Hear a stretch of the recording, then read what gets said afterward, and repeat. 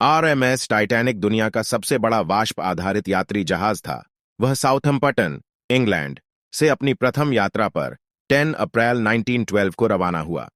4 दिन की यात्रा के बाद 14 अप्रैल 1912 को वह एक हिमशिला से टकराकर डूब गया, जिसमें 1517 लोगों की मृत्यु हुई, जो इतिहास की सबसे बड़ी शांतिकाल समुद्री आपदाओं में से एक है। ओलंपिक श्रेणी का यात्री liner Titanic white star line के हस्तगत में था और उसका निर्माण बेलफास्ट, आयरलैंड के हारलैंड और वुल्फ शिपयार्ड में किया गया था।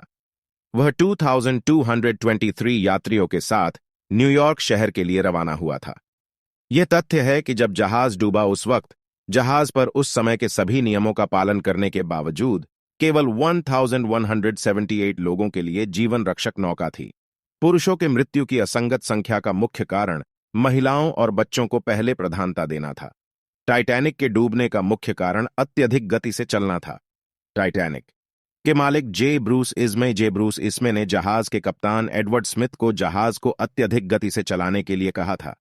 12 अप्रैल 1912 को टाइटैनिक को 6 बर्फ की चट्टानों की चेतावनियां मिली थी। कप्तान को लगा कि बर्फ की चट्टान आइसबर्ग आने पर जहाज मुड़ जाएगा, परंतु बदकिस्मती से जहाज बहुत बड़ा था और राडार छोटा था। बर्फ की चट्टान आने पर वह अधिक गति के कारण समय पर नहीं मुड़ पाया और चट्टान, एक अनुमान के मुताबिक यह चट्टान करीब 10,000 साल पहले ग्रीनलैंड से अलग हुई थी, से जा टकराया, जिससे जहाज के आगे के हिस्से में छेद हो गए और लगभग 11:40 PM पर वो डूबने लगा। तकरीबन 2:20 AM पर वो पूरा समुद्र में समा गया।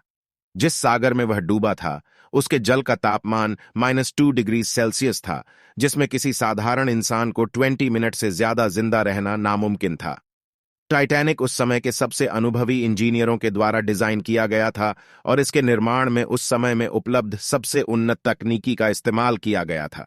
यह कई लोगों के लिए एक बड़ा आघात था कि व्यापक सुरक्षा और सुविधाओं के बावजूद टाइटैनिक डूब गया था।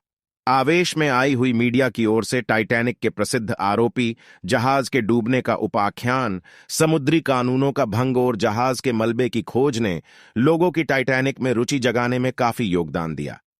कहानी अच्छी लगी तो पेज फॉलो करें। इंस्टाग्राम